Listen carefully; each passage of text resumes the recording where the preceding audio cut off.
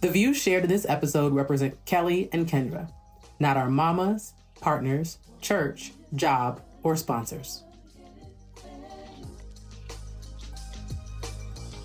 Hi, y'all. This is Kelly King Jackson and Kendra Ross, and welcome to this episode of our podcast, This Womanist Work. We are glad to have you here.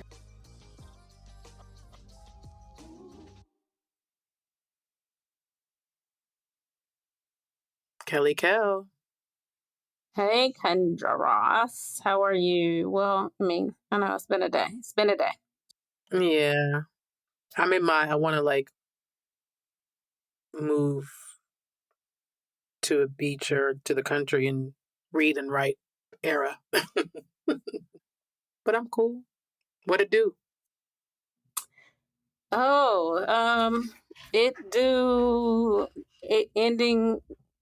Gearing up to end quarter 3. So lots of all the things, planning for 2025, people starting to do their budgets, contracts, all that. So it's just a lot of administrative stuff, which is not my favorite activity. So. Yeah. Gratefully, you're very, well, at least compared to me, you're super organized. So. I also have an assistant. So I think all executives should have an assistant. Yeah. But that's a whole nother story for another time. I don't understand. Yeah. I think we phase out jobs that we actually need. Yeah. Like, technology can do a lot of things, but it can't do the human interaction that's needed. And it doesn't always get nuanced. So, yeah. Nuance is my word. Nuance. I think the lack of nuance across the board among humans is why technology can only go for so far. Folks don't understand nuance, and that's where we are. There's other reasons why we are where we are, but I think not being able to have nuanced conversations and nuanced perspectives is if we can only feed the machine what we feed the machine. So. Yep. And it's only as smart as the people who gave it the food. Anyway, so this is a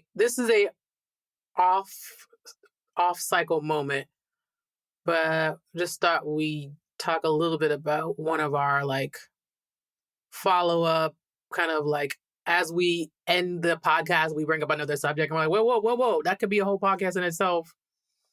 And we don't necessarily need to do a whole podcast or anything, but one of the group chat items that came up in one of our recent episodes was around the Black tax.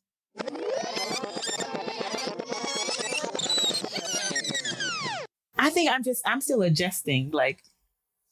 I'm taking care of my household now. So clearly something has shifted, but It doesn't feel like it yet, I think everybody wrestles to a certain extent. If you're at a certain level, you can make $50,000 a year and still be subject to the Black tax. Mm-hmm. It just shows up differently for different people. You may be directly taking care of your household.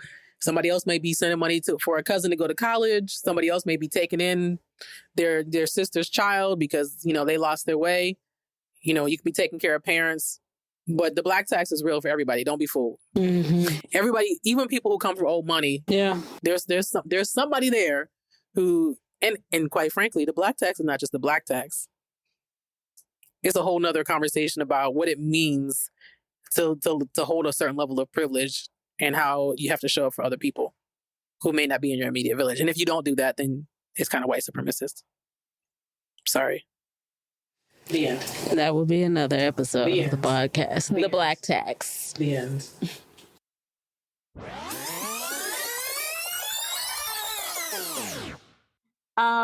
We are here today to talk a little bit about the Black tax. We mentioned it at the tail end of one of our previous episodes and wanted to come back and spend a little bit of time digging into the conversation. So. Yep. I remember several years ago, Melissa Harris Perry was at a Black philanthropy conference and talked about the costs. And she had actually quantified it. And I've never been able to find her talk online. But I just want to say that the Black tax is so pervasive for us that I think we often forget how we are impacted by inequities in our day-to-day life. Absolutely. And this is something that even before Kelly and I had the language for, like, we've been talking about it for years. And like recognizing that we were like participating in what we call the black tags even before we had anything to distribute. You know what I mean?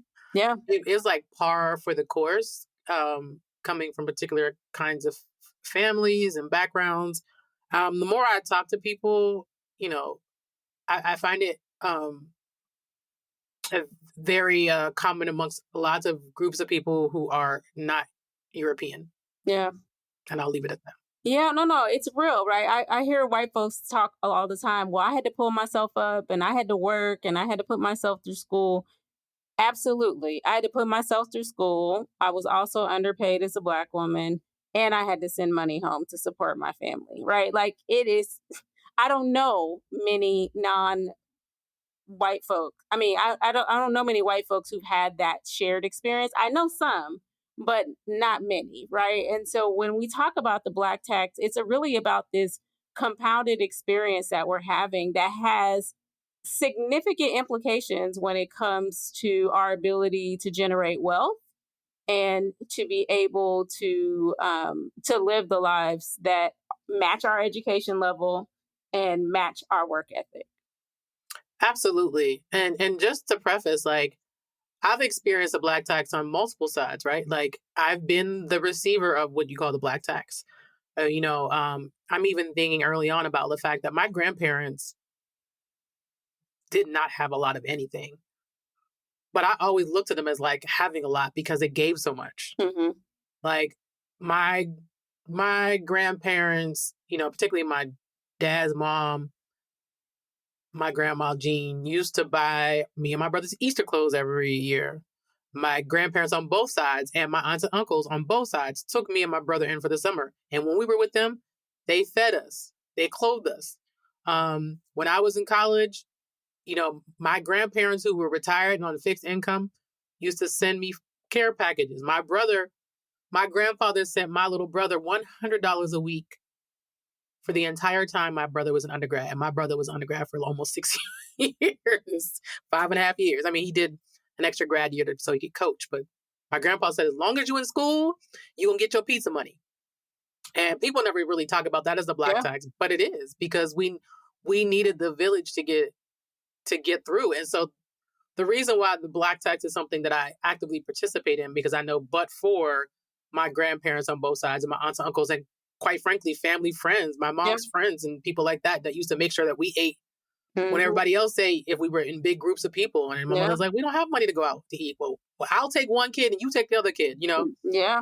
To me, so sometimes the black tax is like kind of communal cooperative living, but where it gets tricky is when you are one or two that have been perceived to have made it. Yeah. That's where the black tax really kicks in. Mm-hmm. And then other folks look to you as like, and quite frankly, it's not always other folks looking to you. Sometimes you put that onus on yourself. Yeah. And I know that's me. Yeah. Sometimes we get this, the savior complex that we got to come in and fix it and help everybody. And sometimes people default to, of course, Kelly's gonna do that because Kelly got it. And I'm like, you don't know what my bank account looking like, right? Like you don't know. And so I had to get to a point where I had to accept that if I kept helping people the way that I was financially supporting them, that I wasn't ever going to have a savings account. I was never going to learn how to manage money and like make money grow. And it has been really painful trying to say, I can't do that. Even if I have it, air quotes, like I can't, because if I keep doing it, I'm not going to have what I need to be able to show up in a life or death emergency, or for myself as I want to retire and not work until I'm 80. So it does bring with it a lot of survivor's guilt, in addition to like just how our ego and bourgeoisie shows up when we jump in to help folks. Absolutely. And so also to stay for the record, I enjoy helping to support my nieces and nephews and family members like that, because I do not have children. And for me, that's a joy for me. So when I do that I don't really account for that in the same way, because it's not like most time, 99% of the time, no one has asked me for anything. I'm just like, oh, I get to participate in this. I get to participate in making sure my nieces and nephews have what they need for their senior year, for their college tours, for prom, get to go to concerts they want to go to. Like, that is a joy for me. Where it can be pressure points sometimes, where it's like, you're getting like in the midnight hour calls from family members or friends who are, and you do have to make tough decisions. It's like you said, air quotes, you've got it. But if you got that, there's something else you don't got. Yeah. Right. And I've definitely been wrestling with that. And so the way I've kind of accounted for it, especially in this like season of like the past, I would say 18 months, where I've taken my finances far more seriously than I ever have. I actually signed up for a financial planning advisor thing online that I picked up from my dude Ramit Sethi, who I listen to all the time. And when the financial planner told me how much they felt that I should be able to save a month, and I was like, oh snap. And I'm like, the reason why I'm not able to do that is because I'm accounting for my budget. Like, somebody's going to need help. I need to have this. And I'm okay with that. But what bothers me is not whether I have it or not. Is what bothers me is like sometimes how it comes about. Yeah. And it's like, and I try really hard not to be like, have that like patriarchal view. Like, I can tell somebody what they could be doing better. Because, I can't. Oh, I've been there. I've done that. Yeah. Because sometimes there's a lot of other things at play. And 5 minutes ago, I was them. You know what I mean? Like, absolutely. I was robbing Peter to pay Paul at some point. Yeah. And the black tax brings a lot of shame, right? Like, we don't talk about capitalism and how it makes it hard for folks to meet their basic needs. But then when someone needs help, like, sometimes they feel embarrassed. Sometimes you feel frustrated. But we don't name capitalism as the problem, right? We then go to the individual and individual behavior, which is how I think capitalism shows up and classism shows up in our individual lives. And so I've really had to unpack that, because I remember those moments where I was like, well, you getting your nails done. And I'm like, I sound like the people on the what's his name? Dave Ramsey and all the old school finance shows, right? And so I feel like I have grown, but it was really hard for me to really wrestle with that for a while. Yeah, I can't deal with any of those as soon as I hear a glimpse of shame, I can't do it. Now, Ramit is hard on people. He'll be like, are you listening to yourself? And he was like, okay, let's see where this comes from. What were your parents doing with money? I can deal with that. I cannot deal with like you said, the Dave Ramsey and them shame. Susie Orman telling people you ain't ish if you ain't got $10 million saved. I don't have that to do. Yeah. And I agree with you. I've definitely been there. Now, I do think that there are like, what I've tried to do is like talk people through the psychology of it. And like to say like, listen, I'm not trying to judge you, but I wanted to say this. What you're saying doesn't make sense. No. That in fact, you cannot pay me back next week. Because if you do, you're going to be right back to where you were. Right. Yeah. You can't, you're just going to go from hole to hole, Peter to Paul, back to Peter and back to Paul. Yeah. And so sometimes I'll just share my 2 cents lovingly, but I do think there is a slippery slope with that. And sometimes, it's not just capitalism, but it's white supremacists, Protestant ethic. Come on, somebody. Yeah, meritocracy. If you work hard, you'll figure it out. And yes, people do figure out how to resolve their own material conditions a lot of the time, but sometimes people just need support. And when I'm able, I do my best to try to show up for that. But I did have to set some boundaries around it for my own sanity and peace of mind. But I'm curious for folks, if this is resonating and how you've experienced the Black tax. Kendra and I can definitely share some links of podcasts and books that we've been listening to as we've been trying to figure out, like, how do we hold this nuance more tenderly, and also give ourselves the opportunity to become debt free, to pay off student loans, to own our homes without having a mortgage. Like, we aspire to have those things too. And so I do think that we're collectively on a journey to learn more about how to be in the system, but not let the system overtake us. Absolutely. I really appreciate you wrapping it up that way. And I would just say this, that like the shame doesn't just lie on the side of people who like may have the need. Although that happens in poverty is a killer and shame is a killer, and it can really rot at people's being. But also on my end, I've dealt with shame a lot for saying like, okay, you've been making good money the past couple of years. What do you have to show for it? You know what I mean? And so then I shame myself. And then I remember if I didn't do this, I would have this, and this, and my student loans would be paid off. And then I go down this spiral and I'm like, I refuse to do that anymore. So I do think that like wrestling with the psychology of money that is impacted by capitalism, that is impacted by white supremacy is something that needs to be discussed more. And that we, to your point, have to have a nuanced conversation. It can't be, if you ask, it can't be like it can't be like never give money to your family or friends again, because we won't survive like that. But it just has to make sense. Yeah. Because we do deserve to have a retirement. We do deserve not to work till 70. We do. Yeah.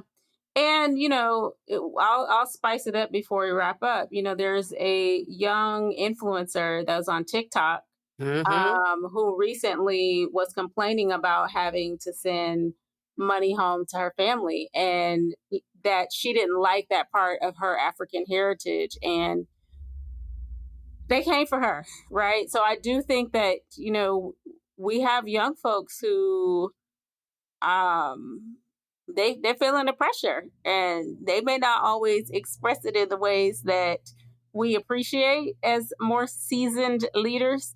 But I think that, I understand their frustration. I just didn't have TikTok at the time to say it out loud. And so I remember being 23, sending money home, and what I was probably feeling on the inside, I didn't have an online platform to verbalize it. So I'm grateful for that because they would have come for me too. Yeah. Yeah. Well, I say leave it at that. And I'll just say my final feeling is that I love being able to help and support my family, because to me, that's part of why I do all the stuff that I do. Mm-hmm. And I want to continue to do that.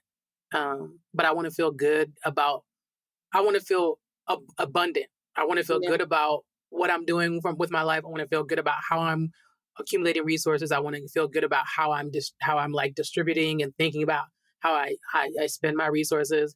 And that's some work. A lot of that has to do with my own internal work and has nothing to do with anything that anybody has ever asked me for, I've ever given. Yeah.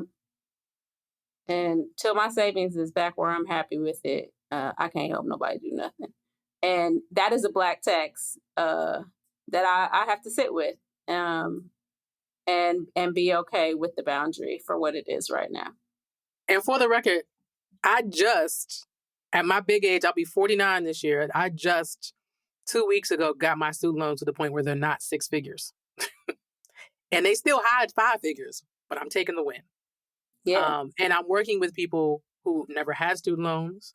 I'm working with people who have more in their 401k than I do, and they're half my age. So I struggle with the other side of the black tax. They were like, what if? Yeah. And how being a black woman from a certain background, the mountains I had to climb to get where I am. To me, that's all connected to the black tax too. Yeah.